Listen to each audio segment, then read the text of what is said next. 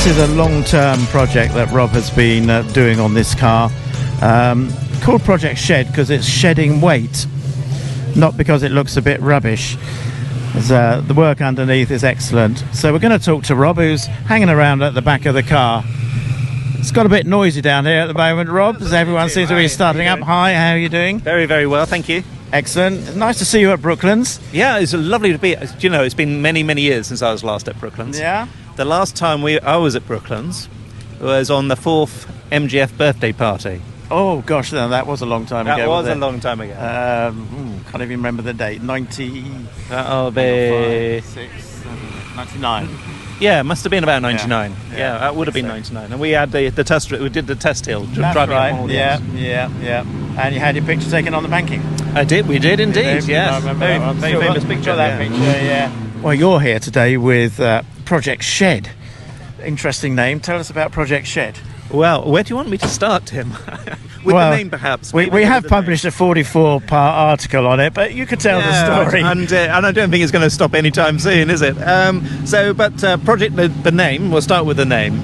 So Project Shed was actually the name given to it by my erstwhile partner in crime, Tim Walcott. He called it a shed because it looked like a complete dishevelled shed when we picked it up. So that took on a different meaning. And it has taken on a bit of a different meaning because it also meant to shed weight, which is how my wife interpreted the name. So actually, they're both right. It is still a bit of a shed, and it is shedding a lot of weight. So the story starts, I think it started back in 2010, when on the MGF Register forum, somebody posted up, I've got an MGF rolling body shell. It's going to the scrapyard unless somebody picks it up, and you can have it for free. And I thought, well, I'll take on that. I'll never pass up a freebie. Yeah. And the car, when I picked it up, so it looked somewhat like what it does. It actually looks better now than when I picked it up. The car was being stripped by the guy who was giving it away because he wanted the engine and the transmission because he was going to shoehorn that into an old Rover Mini. And so essentially there was nothing left on the car because they didn't spend any time taking anything apart. They cut things, destroyed things. There was no engine, no transmission, there was no steering column. About the only thing that was still on the car was the brake lines and the brakes. So fortunately it had brakes. But the subframe wasn't even bolted on at the rear, so we were trying to get it on the trailer with four wheels all pointing in different directions.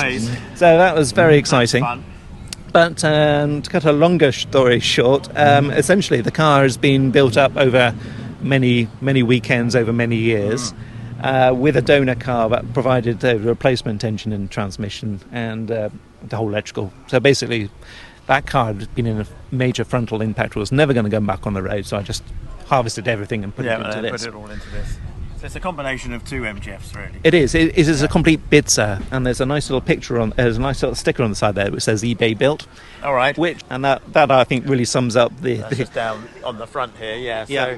And the other sticker which I think is always fun, which always gets comment, is the sticker on the opposite side in the exact same position, which says "I survived the scrappage scheme." Okay. And the irony is that this car has actually been rescued by parts of a car that was being taken into the scrappage scheme.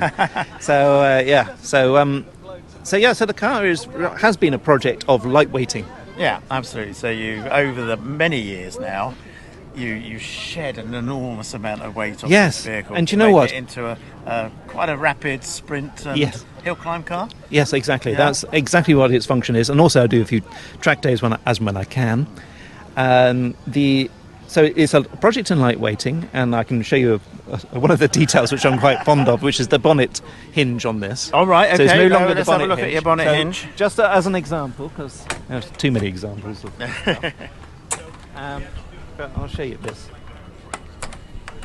Okay, we're just unlocking the bonnet. This was a particular project from COVID because I wasn't able to do very much else, mainly because I was still on the wards. But if you have a look at the bonnet hinges, you'll notice they're no longer standard, and I've even drilled holes. And you've drilled holes to shed a bit more weight. Oh, absolutely, yeah. And funny enough, that saves quite a few grams.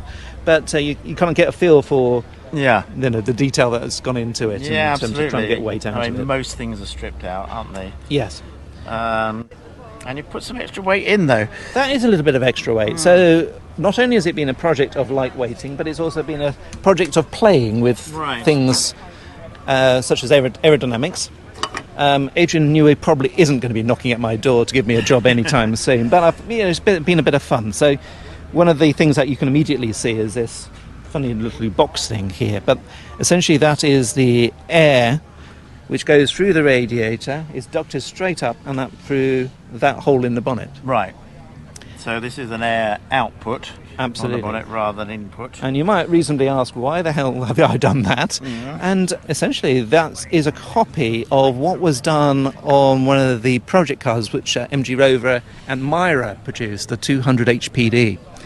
And they did an awful lot of aerodynamic and rolling road work to look at lift and look at aerodynamic efficiency, and they ducted their radiator in exactly the same fashion, and essentially they found less front-end lift, reduced aerodynamic drag, and I thought, well, that's got to be worthwhile. So I repeated it, and I even went to the extent of trying to measure the pressure differences with bits of clear hose from a goldfish pond. So but you can run a little manometer to actually measure pressures. So it actually works. Yeah. It actually works. I'm sure it does, particularly if the MG Rover engineers worked it out in the first place. Well, exactly. And I thought, well, if they know what they're doing, we'll do that. Let's have a wander around, and we can look at your interior and see what you stripped out of here, basically. Well, most of it. Let's have a look. Let's open the door. Just going to go there. Okay, so yeah, pretty stripped out, apart from the big chunky bits of metal they put in. Yes, I added weight there, but it's safety, because that's a full safety devices roll cage, and it's also something that stitches the front of the car to the rear, so it actually increases the torsional stiffness of the body shell. Yeah. So I think from that I felt that it's worth the weight gain. But what you also see are the seats, and these are actually genuine MGF Cup race seats. All right, okay. And you can tell they are because they've even got the MG badge embroidered on the back. The back there. The original Cup cars only had one seat, but I have to run two, so I've got a pair of them. So they're probably worth a few pennies to the right person. So that begs the question: do you need another seat? Well, in this class you do. So the class you do need a seat. Regulations. Correct.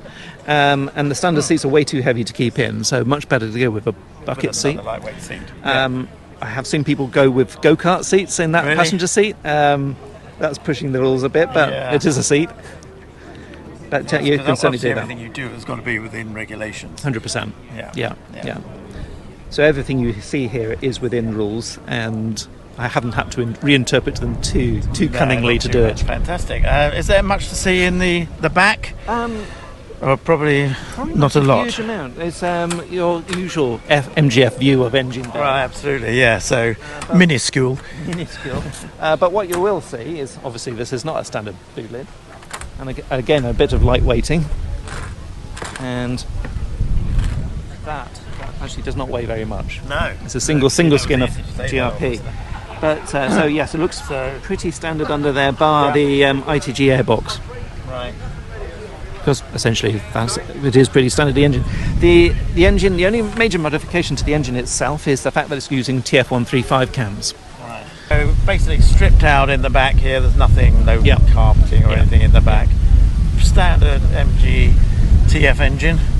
I guess. From your cams. Well, it's a standard MG F1 MPI, yes, but apart from the cams, which are standard MG TF cams, so they're 135. Apart from the ITG filter that you can see, it's got a 4:2:1 exhaust manifold, a sports cat going into a Trevor Taylor sports exhaust with a single exit. So it's saved a bit more weight because it's only got one tailpipe. Lovely. And you've had some success in this? Yeah, so this car won the championship in 2019. So we did okay that year. I've been off because of COVID duties, because, work's kept me a little bit busy. So back first time in a couple of years this year. Yeah, it was great to see it campaigning again. Yeah, and I'm really happy to be campaigning again, to be honest. Fantastic. Thank you very much, Rob Bell.